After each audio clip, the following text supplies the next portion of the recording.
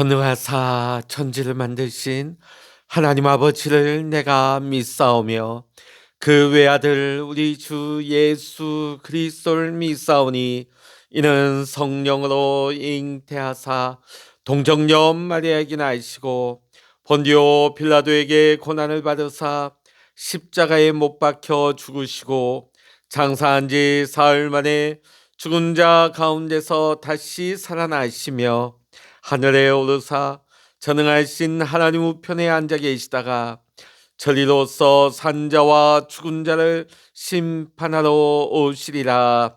성령을 믿사오며 거룩한 공예와 성도가 서로 교통하는 것과 죄를 사하여 주시는 것과 몸이 다시 사는 것과 영원히 사는 것을 믿사옵나이다. 아멘. 찬송가 546장입니다. 찬송 546장입니다. 주님 약속하신 말씀 위에서 영원토록 주를 찬송하리라. 소리 높여 주께 영광 돌리며 약속 믿고 굳게 서리라. 굳게 서리 영원하신 말씀 위에 굳게 서리 굳게 서리 그 말씀 위에 굳게 서리라. 주님 약속하신 말씀 위에서 세상 염려 내게 엄습할 때에 용감하게 힘써 싸워 이기며 약속 믿고 굳게 서리라.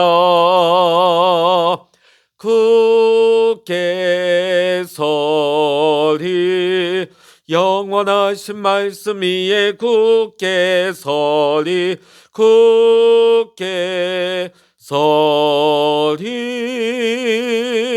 그 말씀 위에 굳게 서리라.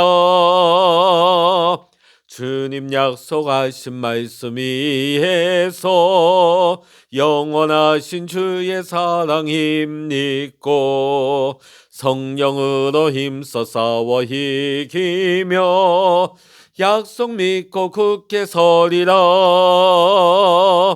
굳게 서리 영원하신 말씀 위에 굳게 서리 굳게 서리 그 말씀 위에 굳게 서리라. 주님 약속하신 말씀 위에서 성령 인도하는 대로 행하며 주님 품에 항상 안식 얻으며 약속 믿고 굳게 서리라. 굳게 서리 영원하신 말씀 위에 굳게 서리 굳게 서리 그 말씀 위에 굳게 서리라. 아멘. 이 시간 우리에게 주시는 하나님의 말씀 신약 성서 히브리서 6장 9절로부터 20절까지의 말씀입니다. 신약 성서 358면 히브리서 6장 9절로부터 20절까지 한 목소리로 같이 읽겠습니다. 사랑하는 자들아, 우리가 이같이 말하나 너희에게는 이보다 더 좋은 것 곧 구원에 속한 것이 있음을 확신하노라. 하나님은 불의하시지 아니하사 너희 행위와 그의 이름을 위하여 나타낸 사랑으로 이미 성도를 섬긴 것과 이제도 섬기고 있는 것을 잊어버리지 아니하시느니라. 우리가 간절히 원하는 것은 너희 각 사람이 동일한 부지런함을 나타내어 끝까지 소망의 풍성함에 이르러 게으르지 아니하고 믿음과 오래 참음으로 말미암아 약속들을 기업으로 받는 자들을 본받는 자 되게 하려는 것이니라. 하나님이 아브라함에게 약속하실 때에 가리켜 맹세할 자가 자기보다 더 큰 이가 없으므로 자기를 가리켜 맹세하여 이르시되 내가 반드시 너에게 복주고 복주며 너를 번성하게 하고 번성하게 하리라 하셨더니 그가 이같이 오래 참아 약속을 받았느니라. 사람들은 자기보다 더 큰 자를 가리켜 맹세하나니 맹세는 그들이 다투는 모든 일에 최후 확정이니라. 하나님은 약속을 기업으로 받는 자들에게 그 뜻이 변하지 아니함을 충분히 나타내시려고 그 일을 맹세로 보증하셨나니 이는 하나님이 거짓말을 하실 수 없는 이 두 가지 변하지 못할 사실로 말미암아 앞에 있는 소망을 얻으려고 피난처를 찾은 우리에게 큰 안위를 받게 하려 하심이라. 우리가 이 소망을 가지고 있는 것은 영혼의 닭 같아서 튼튼하고 견고하여 휘장 안에 들어가나니 그리로 앞서가신 예수께서 멜기세덱의 반차를 따라 영원히 대제사장이 되어 우리를 위하여 들어가셨느니라. 아멘. 할렐루야. 오늘 이 아침에도 함께 기도하시는 우리 사랑하는 모든 믿음의 성도님들과 여러분의 가정과 또한 여러분의 기도의 제목 위에 오늘도 하나님께서 크신 은혜와 평강과 응답의 축복으로 함께 하시기를 이 시간 주의 이름으로 간절히 축원합니다. 예수님께서는 하나님의 보내심을 받아 하나님의 아들이자 사람으로서 이 땅에서 하나님의 일을 행하셨습니다. 예수님께서는 천사보다 모세보다 아론의 직계 대제사장들보다 우월하신 분이심을 알려주고 있습니다. 앞서 본 말씀에서 이것을 강조했죠.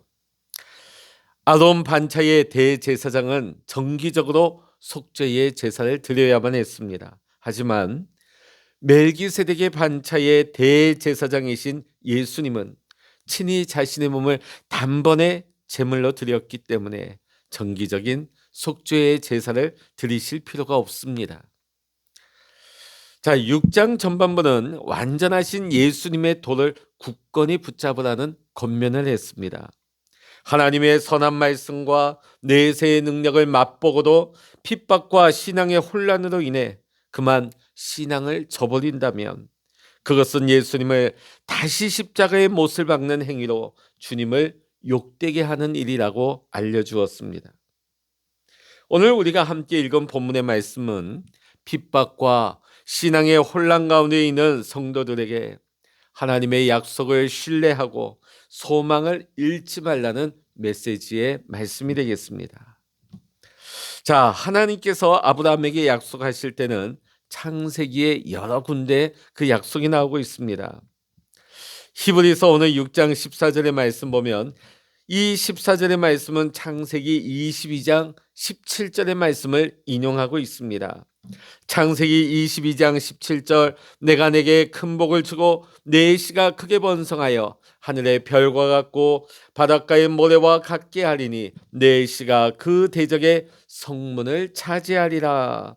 자, 오늘 14절의 말씀 이르시되 내가 반드시 너에게 복주고 복주며 너를 번성하게 하고 번성하게 하리라 하셨더니 자, 14절의 말씀 보면 반드시 우리가 사용하는 아멘에 해당되는 헬라어 에이멘을 번역한 단어라 할 수 있습니다. 반드시, 참으로, 틀림없이 이런 뜻을 가지고 있고 서약할 때 이 말을 사용합니다. 하나님께서 아브라함에게 앞서 행하신 맹세와 같은 의미입니다. 하나님께서 아브라함에게 맹세하기까지 하셨던 약속은 바로 너를 번성하게 하리라.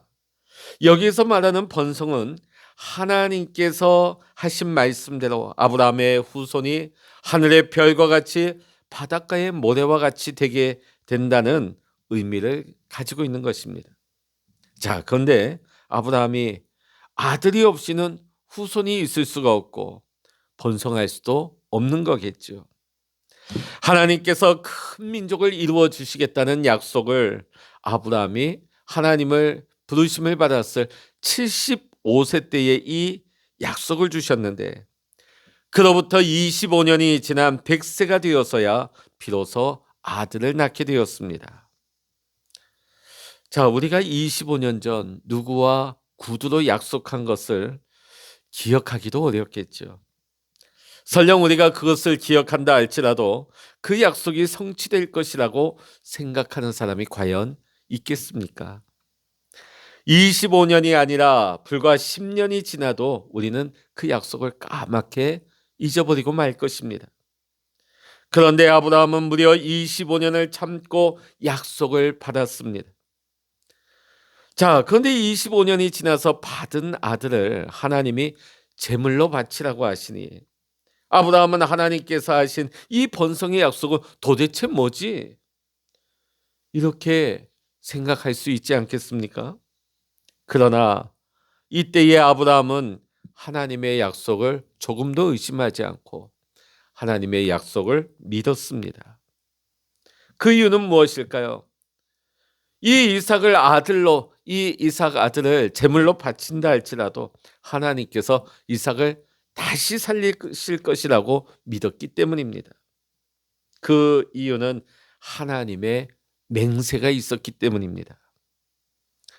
자, 16절의 말씀입니다. 사람들은 자기보다 더 큰 자를 가리켜 맹세하나니 맹세는 그들이 다투는 모든 일의 최후 확정이니라.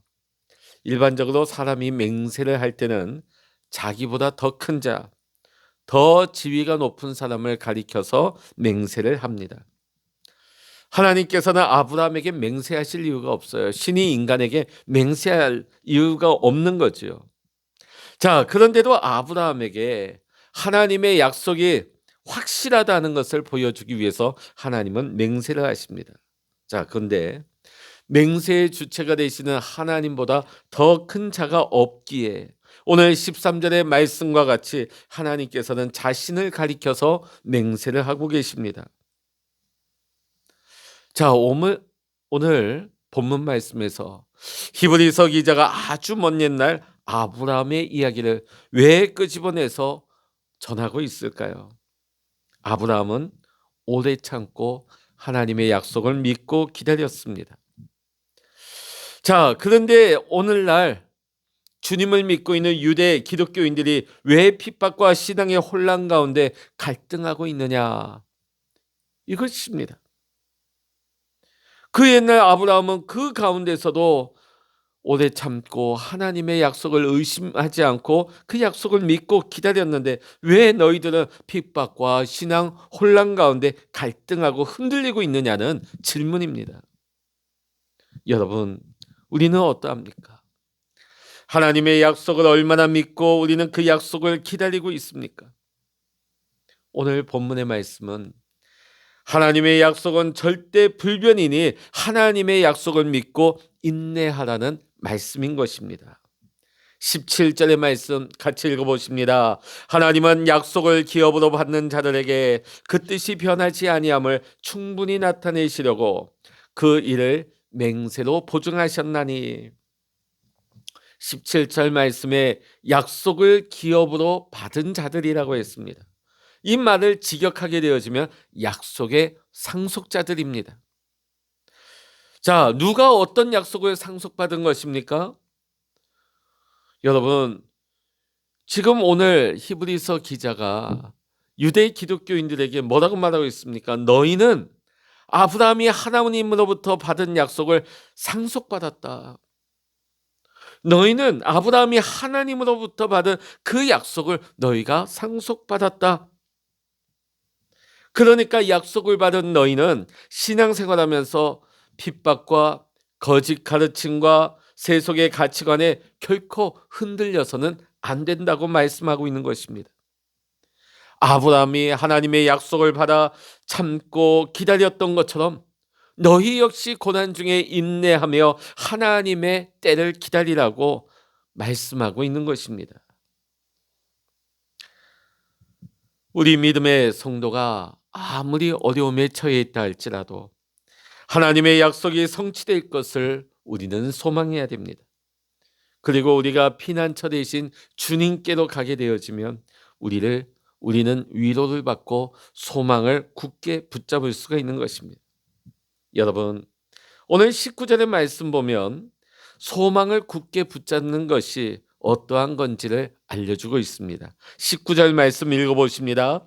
우리가 이 소망을 가지고 있는 것은 영혼의 닭 같아서 튼튼하고 견고하여 휘장 안에 들어가나니. 여러분, 닭이 무엇입니까? 배가 바다 그 조류에 떠내려가지 않도록 바다 아래 바닥에 고정시키도록 하는 고정장치죠. 닷. 영혼의 닻이라고 하는 것은 주님을 믿는 그리스도인이 세상 풍파에 떠내려가지 않도록 주님과 연결되어지는 고정장치인 것입니다. 소망이 없는 사람은 이 영혼의 닻이 없거나 영혼의 닷줄이 끊어진 사람을 말하는 것입니다. 그러나 소망을 굳게 붙잡은 사람은 영혼의 닻이 있는 사람입니다. 즉 주님께서 계신 곳인 그 지성소에 들어갈 수가 있는 것입니다. 여러분, 지성소는 구약시대에 오직 대제사장만이 1년에 한 번 들어갈 수 있는 곳입니다. 예수님께서는 아론 반차의 대제사장이 아닌 멜기세덱의 반차의 영원한 대제사장이 되시기 때문에 지성소에 들어가는 횟수나 그 때에 제한을 받지 않으십니다. 예수님께서 지성소에 들어가신 이유는 우리의 죄를 대속하기 위해서이기도 하지만 우리를 지성소로 인도하기 위해서 주님은 그 지성소로 들어가신 것입니다. 주께서 우리를 위해 지성소에 들어가셨다 하는 것은 성도의 속죄를 위해서 십자가에서 보혈을 흘리셨음을 의미할 뿐만 아니라 성도인 우리가 주님을 따라 하늘의 지성소에 우리 또한 들어갈 수 있음을 증거하고 있는 것입니다. 여러분, 이것이 무엇입니까? 이것이 복음입니다. 이 복음을 우리가 제대로 안다면, 제대로 믿는다면 어떻게 우리가 핍박과 신앙의 혼란으로 인해 우리가 흔들릴 수 있고 믿음에서 떨어질 수 있겠습니까? 어떤 현실의 어려움과 신앙의 유혹이 있다 할지라도 결코 우리는 복음을 믿고 복음이 우리 안에 있기 때문에 우리는 믿음에서 흔들리지 말아야 하는 것입니다. 사랑하는 성도 여러분, 오늘 이 하루도 우리가 하나님의 약속을 신뢰하고 주님 안에 우리의 영혼의 닻을 깊게 내려서 소망을 굳게 붙잡을 수 있는 우리 사랑하는 모든 믿음의 성도님들의 삶이 되시기를 이 시간 주의 이름으로 간절히 축원합니다. 기도하시겠습니다.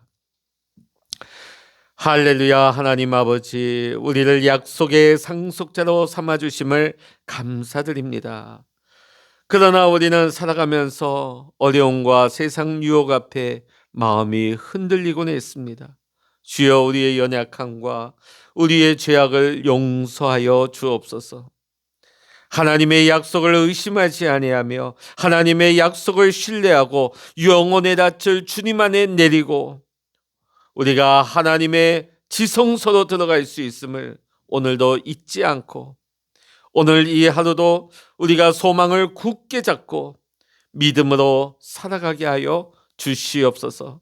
오늘도 우리와 함께 하시며 우리의 기도에 응답하시는 주님을 사랑하고 찬양하며 우리 주 예수 그리스도의 이름으로 간절히 기도하옵나이다. 아멘. 찬양하라 내 영혼아, 찬양하라 내 영혼아, 내 속에 있는 것들아 다 찬양하라.